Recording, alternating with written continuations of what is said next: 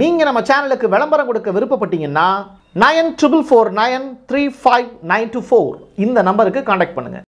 TikTok மறுபடியும் அமெரிக்காவில் செயல்பாட்டுக்கு வந்திருக்கு.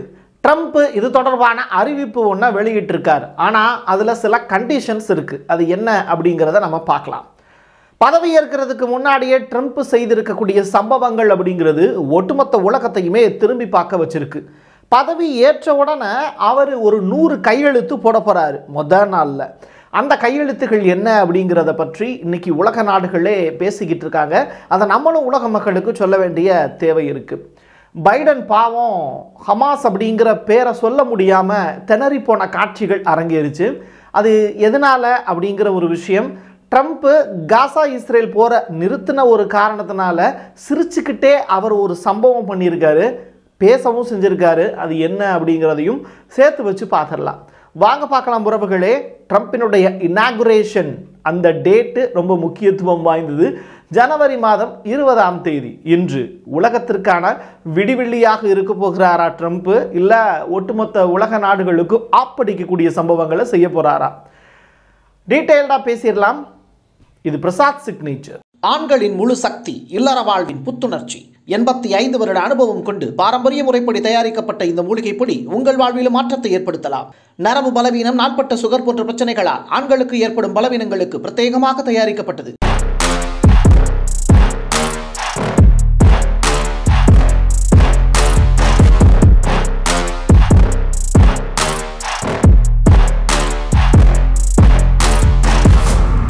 Not to let TikTok stay dark.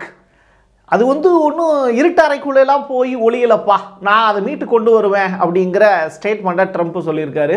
அது மட்டுமல்ல, கூகுள் அதோடு சேர்த்து ஆப்பிள் நிறுவனம் இவங்க எல்லாருமே இந்த டிக்டாக் செயலியை தன்னுடைய அந்த டேட்டா ஸ்டோர்ஸ் இருக்குல்ல அதிலிருந்து தூக்கிட்டாங்க. ஏன்னா அமெரிக்காவில் அது செயல்பாட்டிலே இல்லை. அந்த ஆப் ஜனவரி மாதம் 19ஆம் தேதியோட முடிஞ்சு போச்சு. ஸோ ஃபெட்ரல் லா அடிப்படையில் அவங்க சொல்லக்கூடிய விஷயத்தை அப்படியே இந்த நிறுவனங்களும் பின்பற்றுறாங்க.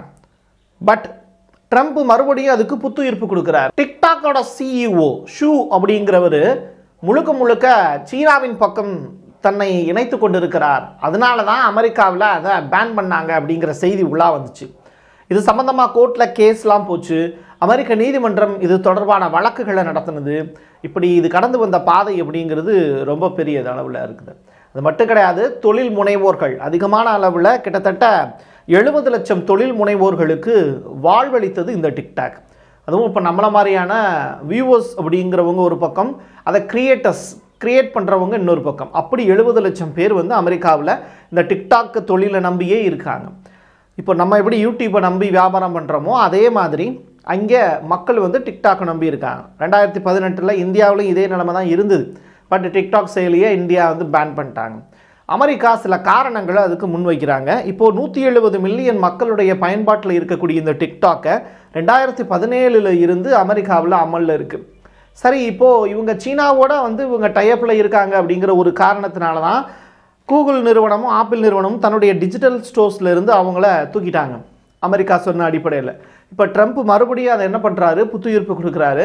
50% அதில் வரக்கூடிய லாபத்தை நீ அமெரிக்காவினுடைய வளர்ச்சிக்காக நீ கொடுத்துடணும் அப்படிங்கிறது தான் ட்ரம்ப் முன்வைக்கக்கூடிய மிகப்பெரிய விஷயம். ஸோ இந்த இடம் தான் ரொம்ப இம்பார்ட்டண்டானது. டிசம்பர் மாதம் லாஸ்ட் வீக் ட்ரம்ப்பை டிக்டாக்கினுடைய சிஇஓ நேரடியாக சந்தித்து பேசியிருக்காரு. ஸோ ஆட்சி மாற்றம் நிகழ்ந்துருச்சு. ட்ரம்பினுடைய முதல் அறிவிப்பை அமெரிக்காவில் ஒரு தொழில் முனைவோருக்கு ஒரு வாய்ப்பு ஏற்படுத்தி கொடுக்குறாரு. 70 லட்சம் மக்களுக்கு வாழ்வாதாரத்தை பறிச்சிடாமல் அவங்கள மறுபடியும் செழிப்படைய வைக்கிறதுக்காக இந்த டிக்டாக் ஆப்புக்கு சில வரைமுறைகளோடு மறுபடியும் நீங்கள் யூஸ் பண்ணிக்கலாம் அப்படிங்கிற மாதிரியான டீட்டெயில் ரிப்போர்ட்டை கொடுத்துருக்காரு. இது தொடர்பான மீட்டிங் அடுத்தடுத்து நடக்கும். டிக்டாக் மறுபடியும் அமெரிக்காவில் பயன்பாட்டுக்கு வரப்போகுது. ட்ரம்ப் வந்த உடனே அவர் செய்த முதல் விஷயம் உழைப்பாளர்களுக்கான அங்கீகாரங்கிறத தாண்டி தொழில் முனைவோருக்கான அங்கீகாரத்தை மீட்டெடுத்து கொடுத்துருக்கார். இதுதான் ரொம்ப ரொம்ப இம்பார்ட்டன்டானது. பிஸ்னஸ்மேனுக்கான அரசாங்கமாக அமெரிக்கா இருக்க போகுது. லா மேக்கர்ஸ் அமெரிக்காவில் சொன்ன விஷயம் அப்படிங்கிறது, இந்த டிக்டாக் செயலி அப்படிங்கிறது அமெரிக்கர்களுடைய டேட்டாவை திருடுறாங்க. அதுதான் மெயினான இஷ்யூ. அது மட்டும் கிடையாது, இவங்க சைனாவுக்கு அந்த டேட்டாஸ் அமெரிக்கர்களுடைய டேட்டாவை வித்துடுறாங்கன்னு சொல்லிட்டு யார் சொன்னான்னா யுஎஸ்ஏ அமெரிக்காவினுடைய நேஷனல் செக்யூரிட்டி வந்து இந்த டிக்டாக்கு எதிராக சொன்ன புகார் இதுதான். ஸோ இப்போ இந்த புகார் வந்து ட்ரம்ப் வந்தோடனே அப்படியே மாறிடுச்சா என்னன்னு தெரில.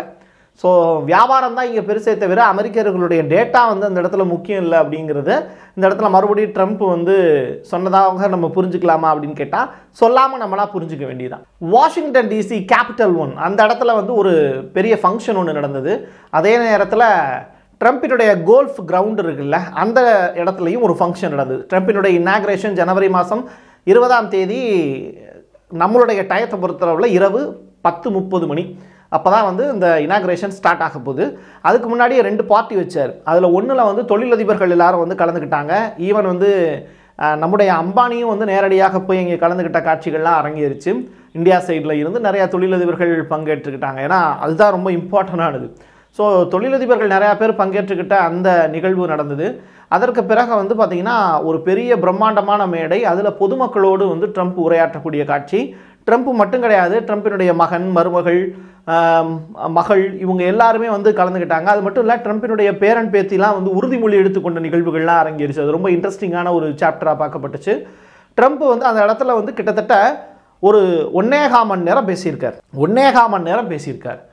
அவர் மட்டும் கிடையாது, அவரோட இன்னொருத்தரும் பேசியிருக்கார். அதுதான் ரொம்ப முக்கியமானது. ஸ்டீவ் விட்காஃப், இவரை பற்றி உங்களுக்கு நல்லாவே தெரியும். மிடில் ஈஸ்டருடைய ஹீரோ. இப்போ தான் அவர் ஹீரோவாக அறியப்படுறார். காரணம் என்னென்னா, காசாவில் வந்து போரை நிறுத்துறதுக்கு காரணமே இந்த விட்காஃப் தான்.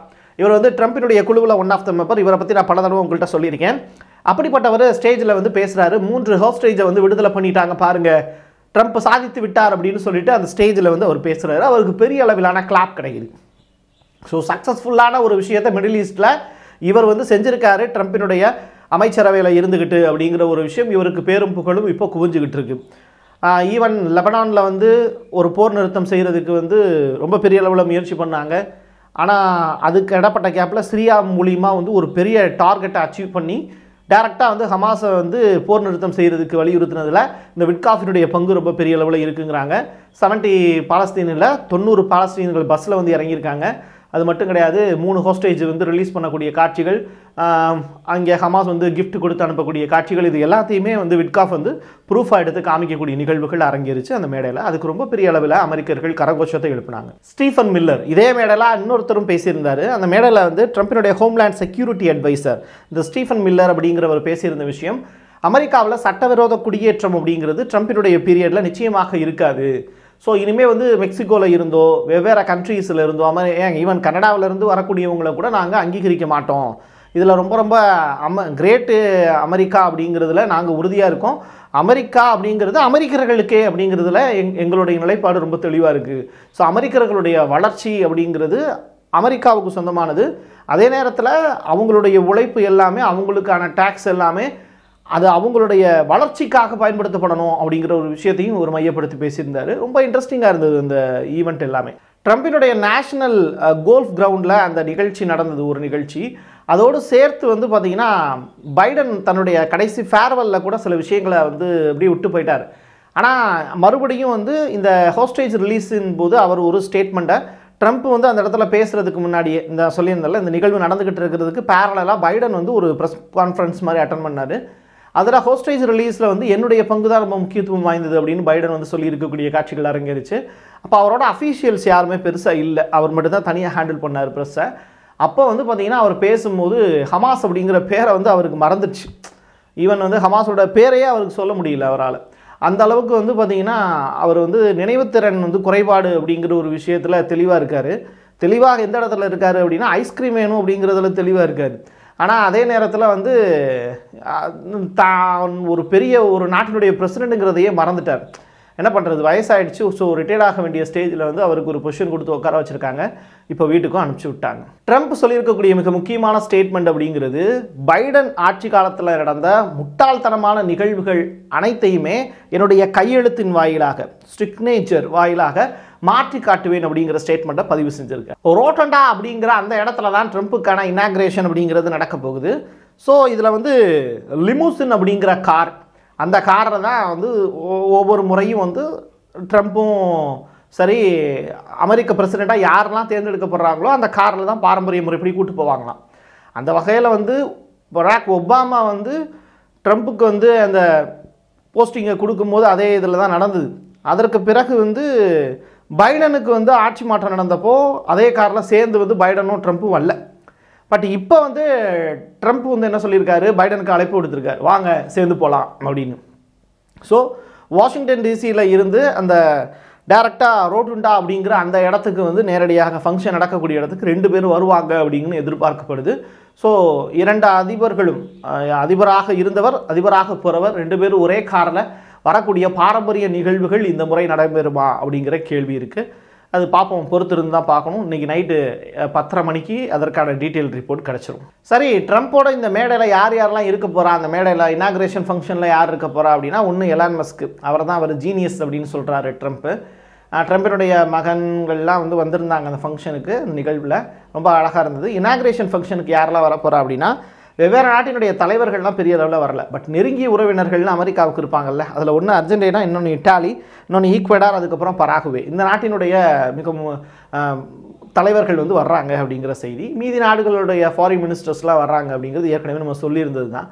ஸோ இப்படி வந்து நெருங்கிய உறவுகளுக்கு மட்டும்தான் அந்த இண்டோரில் தான் ஃபங்க்ஷன் நடக்குது. ஸோ காரணம் என்னென்னா -7 டிகிரி செல்சியஸில் அது சுச்சுவேஷன் இருக்கிறதுனால, கலிஃபோர்னியா தீ, இந்த காரணங்கள்னால டைரெக்டாக வந்து இனாக்ரேஷனும் சிம்பிளாக முடிக்கிறதுக்கான வேலையை தான் ட்ரம்ப் வந்து செஞ்சுருக்காரு. ஆக மொத்தமாக பார்க்கும்போது ட்ரம்பினுடைய அந்த 100 கையெழுத்துகள் என்ன அப்படிங்கிறத ரொம்ப அறிஞ்சிக்கிறதுக்கு எல்லாருமே ஆவலாக இருப்போம். அந்த வகையில் ஃபஸ்ட்டு வந்து கண்டிப்பாக டிக்டாக் அப்படிங்கிற ஒரு விஷயம் அது செயல்பாட்டுக்கு வருதுங்கிற விடயத்தை தாண்டி, அடுத்ததாக நம்முடைய மெயின் எய்ம் அப்படிங்கிறது உக்ரைனுக்கும் ரஷ்யாவுக்கும் இடையில நடக்கக்கூடிய அந்த போரை நிறுத்த முடியுமா அப்படிங்கிற எதிர்பார்ப்பு. உக்ரைனுடைய அதிபர் ஜெலன்ஸ்கி வந்து பலமுறை ட்ரை பண்ணியிருக்காரு இந்த இனாக்ரேஷனில் பார்ட்டிசிபேட் பண்ணுறதுக்கு. பட் சின்ன சின்ன கண்ட்ரீஸுக்கு எல்லாத்துக்குமே வந்து அழைப்பு கொடுத்துருக்காங்க, ஜெலன்ஸ்கிக்கு அழைப்பு கொடுக்கல. இதை பார்த்துருந்த ஜெலன்ஸ்கி வந்து ட்ரம்பினுடைய மகன் இருக்கார்ல, அவருக்கு ட்ரை பண்ணி நிறையா தடவை ட்ரை பண்ணியிருக்காரு. அவருடைய தொல்லை தாங்க முடியாமல் ஓப்பன் ஸ்டேட்மெண்ட்டாக வந்து ப்ரெஸ்ஸுக்கே அதை ரிப்போர்ட்டாக வந்து வீடியோ எடுத்து அனுப்பிச்சி விட்டார் ட்ரம்பினுடைய பையன். கெஞ்சிக்கிட்டே இருக்கார் அந்த ஆள், அவர் கொஞ்சம் அமைதியாக இருக்க சொல்லுங்கள், நானே எவ்வளோ தடவை சொல்லிட்டேன் ஃபோன் பண்ண வேண்டான்னு, இனாக்ரேஷனுக்கு சில குறிப்பிட்ட விதிமுறைகள் இருக்குது, அதன்படி தான் கொடுக்குறோம். ஸோ ஜெலன்ஸ்கிக்கெலாம் நாங்கள் கொடுக்கல, அவரை வர சொல்லவே இல்லை, நாங்கள் சும்மா கேட்டுகிட்டே இருக்கார் வரேன்னு, அடம்பிடிக்காதரா தம்பி அப்படின்னு சொல்லியாச்சு, இதெல்லாம் அதுக்கடுத்து பார்த்துக்கலாம் அப்படிங்கிற மாதிரியான விஷயங்கள்லாம் பேசியிருக்கோம் அப்படின்னு சொல்லிட்டு ரொம்ப கேஷுவலாக வந்து ஒரு வீடியோ எடுத்து போட்டு விட்டார் ட்ரம்பினுடைய பையன்.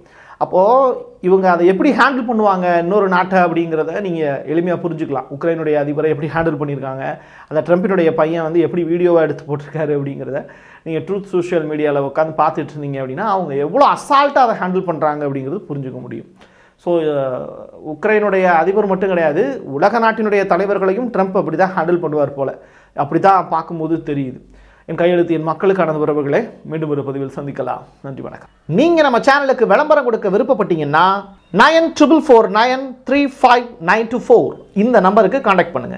ஆண்களுக்கு சக்தியை அதிகரிக்கும் மூலிகைகளை தேர்ந்தெடுத்து நேர்த்தியான முறையில் தயாரிக்கப்பட்டது ஊட்டி நேச்சுரல் பவுடர். மூலிகைகளில் அனுபவம் கொண்ட டாக்டரால் உருவாக்கப்பட்டது. நேரில் வருபவர்களுக்கு மருத்துவ ஆலோசனை வழங்கப்படும். கொரியர் மூலமாகவும் பெற்றுக்கொள்ளலாம். தமிழ்நாட்டிற்குள் கேஷ் ஆன் டெலிவரி வசதியும் உண்டு.